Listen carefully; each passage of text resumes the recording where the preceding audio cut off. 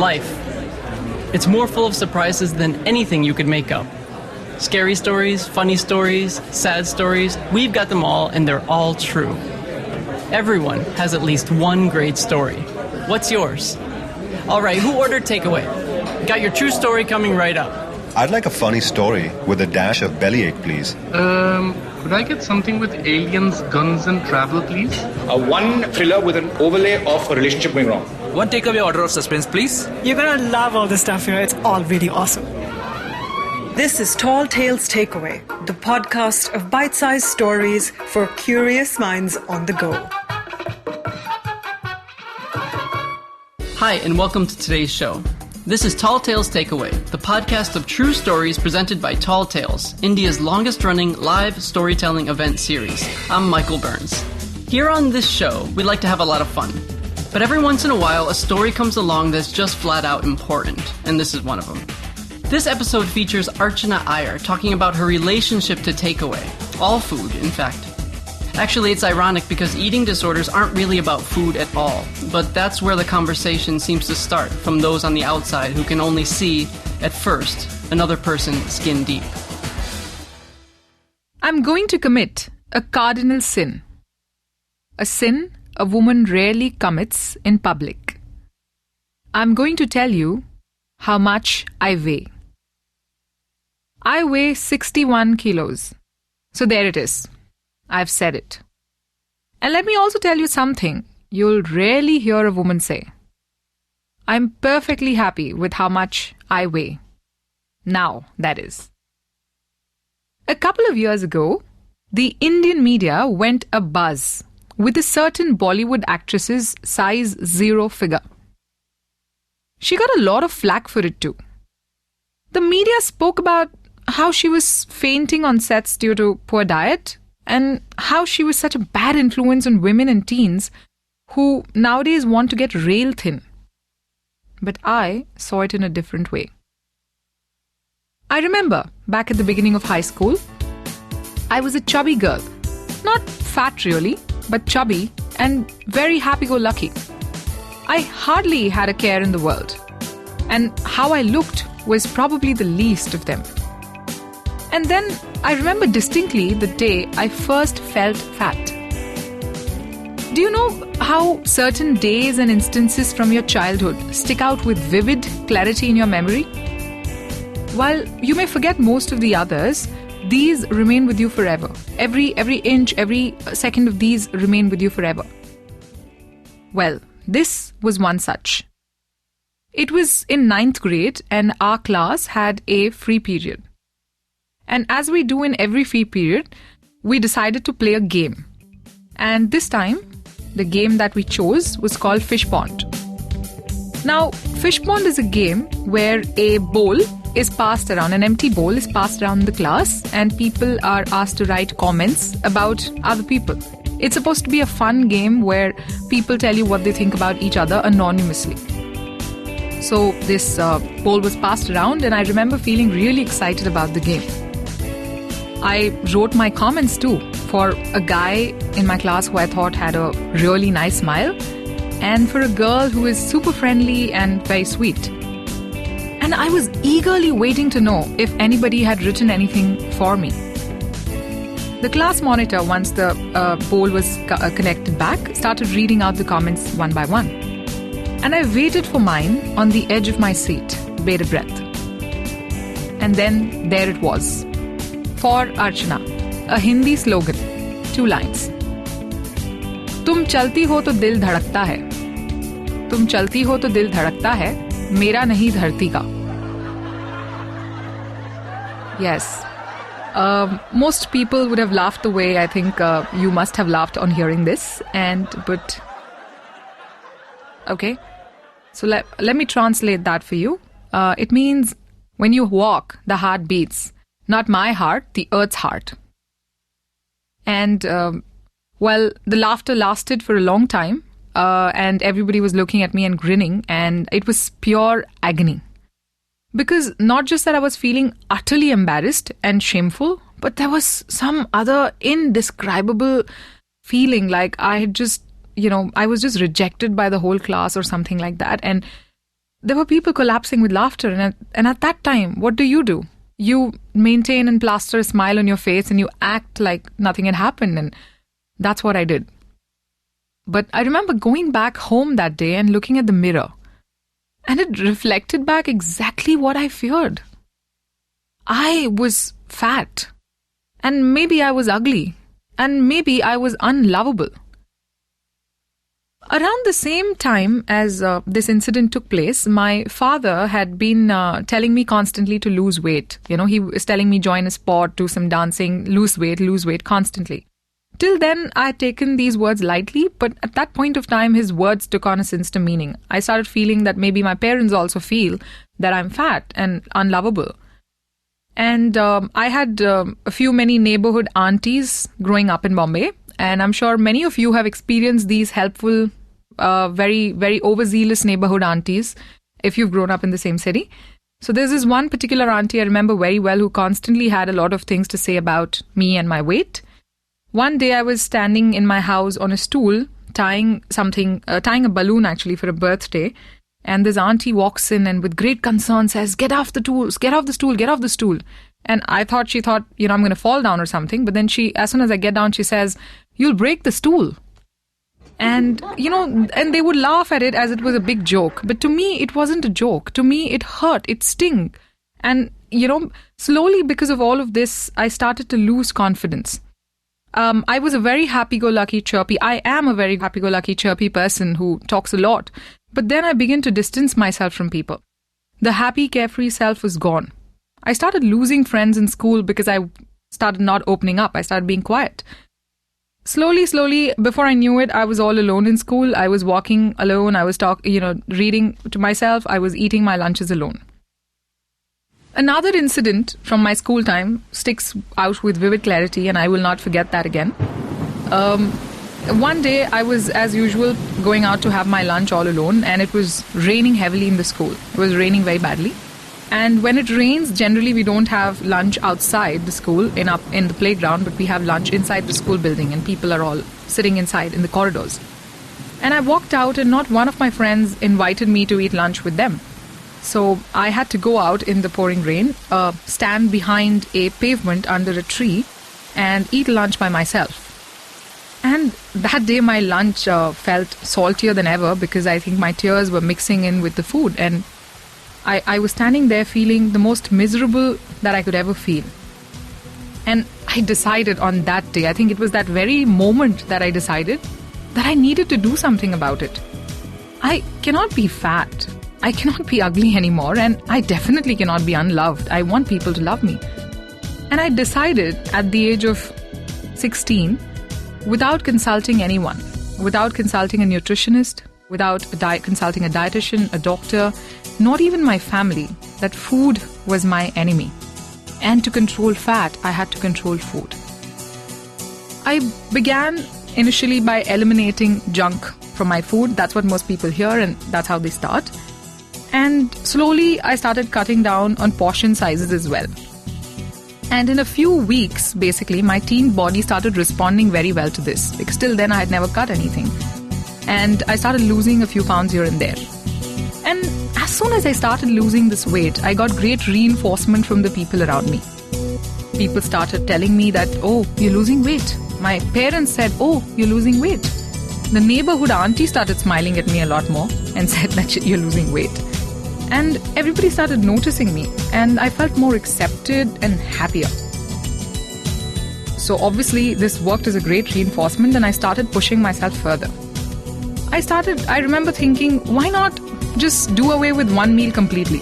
Who needs 3 meals a day, So I would start skipping lunch without the notice of my parents, cutting food here and there. And before I knew it, and I don't know exactly when, but complete obsession with food started setting in. I was obsessed with every single morsel that went into my mouth. I bought a book that mentioned the calorie count of all the foods listed, and I by-hearted it. And till date, I remember the calorie count of all food, Indian and otherwise. 1 roti, 80 calories, 1 cup of dal, 120 calories, 1 spoon of jam, 20 calories, etc., etc. And this obsession made me cut food like crazy, and before I knew it, in a span of 7 to 8 months, I was weighing 39 kilos. I looked like a stick. I was not able to sleep. I was not able to eat properly. I was completely devoid of energy. Did I look good at that point of time? No. Were people giving me attention? Yes. But was it attention for the right reasons? I don't think so. People started getting worried around me. My parents, that's the first time they got ultra concerned because they realized that something was drastically wrong. And they started, doing anything that the normal parents would do, try to force me to eat. But by then, a complete fear of food had set into my soul. And I remember this one point when my mom was crying and my dad was trying to feed me, and they held my hands up against the wall and they were thrusting food morsels inside my mouth. And I remember spitting it out and, telling them I can't eat. And my parents in frustration would cry, would yell, they didn't understand simply why I was not able to eat food, but then I was completely scared of food. And I was doing things which my brain contradicted, but I had no control over it. Around then, another serious occurrence happened, which kind of made this, more grave than ever. I missed my period. And I missed my period not just for, a month or two, but I missed it for a consequently long period of time. My mother took me to visit a gynecologist, and the gynecologist sat me down and she spoke to me. And for the first time, she told me exactly what was happening. She said that your body has lost so much weight that it does not have any energy for the secondary functions. It just has energy to maintain primary functions like breathing, circulation, digestion. And she said, if you go on in the same path, you're probably going to die very soon. Surprisingly, that didn't scare me much. Something else that she said scared me worse. She said that if you're going to continue like this, your hormones are going to get so messed up that you're going to look like a boy. You're going to have hair all over your body. You're going to have hair on your face. And that freaked me out big time. I think that was worse for a teen girl to take. And my brain really started registering the consequence of what I was doing. And, I was wondering what is going on. But there was a big conflict. My brain saying, okay, what you're doing is wrong, but not being able to stop what I'm doing. My aunts who are in the US, who are who are more well-read about such subjects, one of them recommended a book. It's called My Battle with Anorexia Nervosa. She couriered it to me. And for the first time, I read the definition of anorexia nervosa. I'm going to read it out to you. Anorexia nervosa, to be explained in clinical terms, is an eating disorder that causes people to obsess about their weight and the food they eat. People with anorexia attempt to maintain a weight that's far below normal for their age and height. This disorder isn't really about food, but it's an unhealthy way to cope with emotional problems. When you have anorexia, you often equate thinness with self-worth. The book that I read felt like the story of my life, that it had the story of my life in its pages. It's about a girl battling anorexia as me and exactly what I went through. And for the first time, I understood what was happening to me. By then, people at home were very stressed. They started taking me to visit psychiatrists. And I visited a couple of psychiatrists in India. And unfortunately, in India, we don't have, all of the psychiatrists are not brilliant. So there were a couple who I visited who gave me a Prozac and some horrible brain medication, which kind of had disastrous results. And if any of you have consumed Prozac or any brain medicine, you know that it kind of does a lot of damage to you as well. I started feeling like a vegetable, devoid of energy, devoid of any kind of motivation to do things.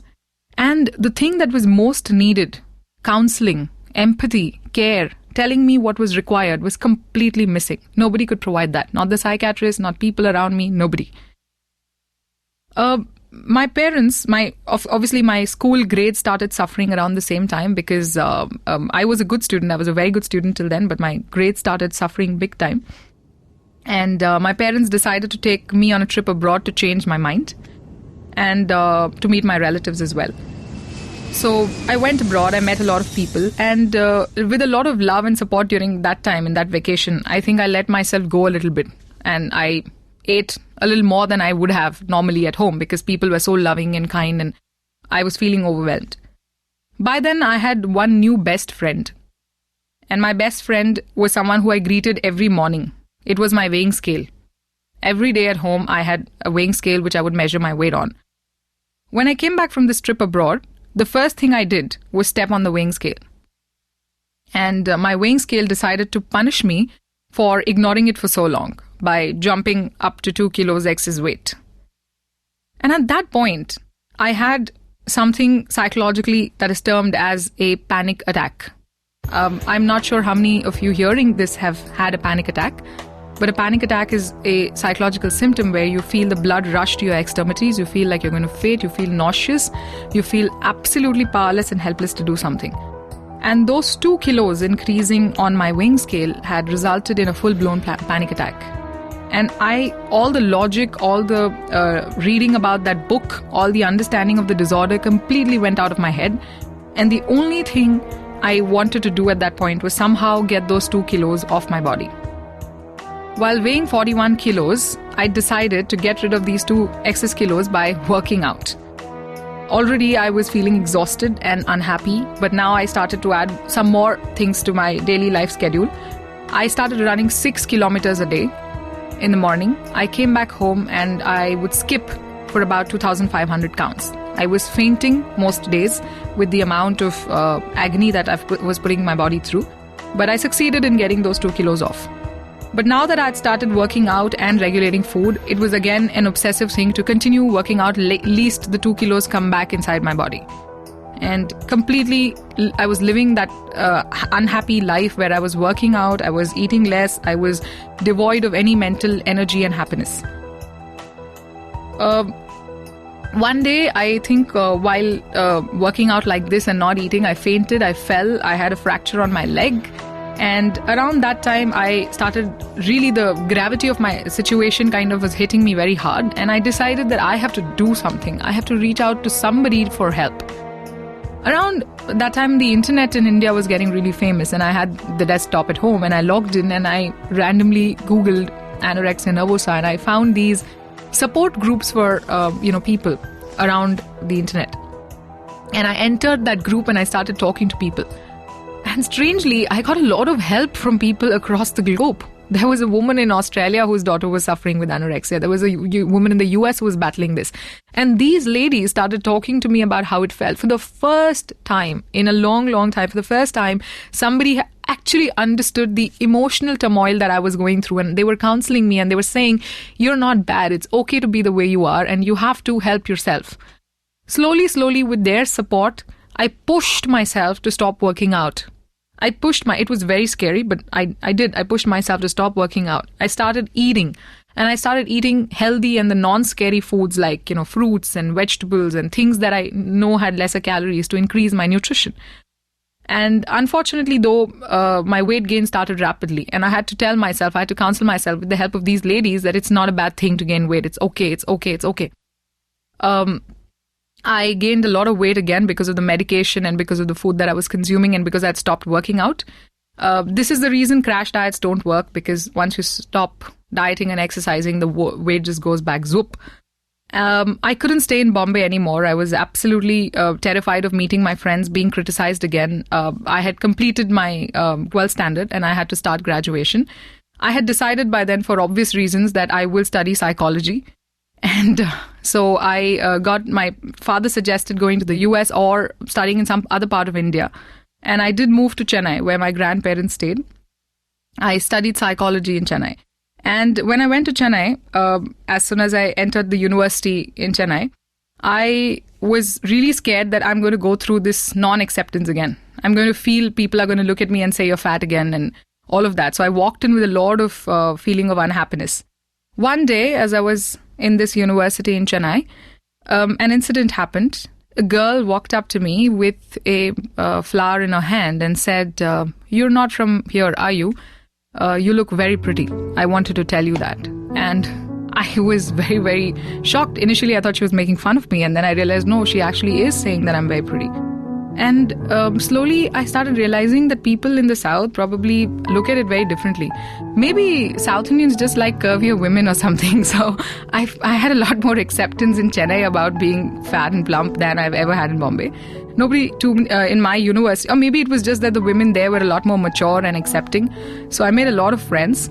And this worked like a confidence booster. I was no longer scared about, in 1 year, I think I was no longer worried about the fact that I was fat. And I started concentrating on things that really mattered, like my education. I poured myself into my studies, and because I studied with such a heart, a soul and passion for psychology, I did manage to bag a university rank as well, because it's a subject that's close to my heart. Slowly, the weight came off again, but in a very healthy manner. Currently, I enjoy a very healthy equation with myself. I am not unhappy about how I look at all. If there is one important lesson I've learned from this whole episode is to have empathy, not just for other people but also for myself. So I do not like labels and judgments on other people, but I have tremendous empathy for myself now. The actress who was criticized for being size 0 was once criticized for being fat too. The media and people are sometimes hypocritical. They will say contradictory things. The key is to accept oneself and empathize. I would like to end with one of the quotes that's really close to my heart to this day. It's by this gentleman called Chris Jamie. He says, if a person can't see beauty in the world, it's because the world never saw beauty in that person.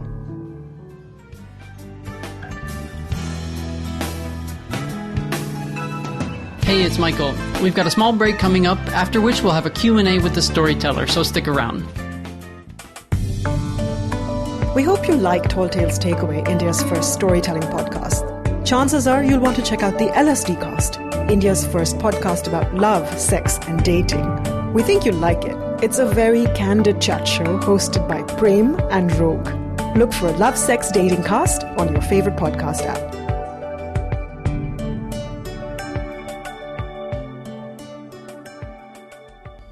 So what I love about your story, Archana, is that I think it's one of the most important stories that we've had, because it addresses something that's basically an epidemic around the world, and of course that means here in India. Why did you want to tell this story?